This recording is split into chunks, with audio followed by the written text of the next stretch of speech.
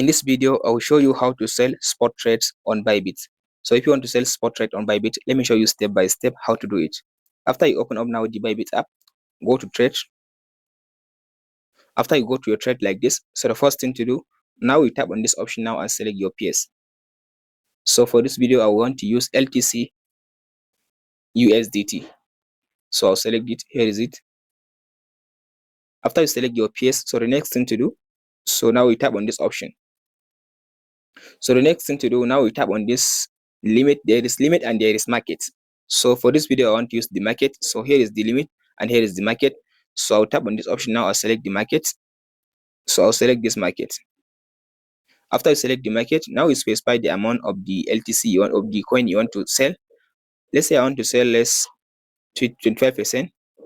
After you specify the amount in this option, so then here you'll be able now to see the amount, like the price that you are selling for the market now. So now the price is 76. So if I tap on this sell button, now it will sell all the quantity of the LTC for me in this price. So I'll tap on this sell button.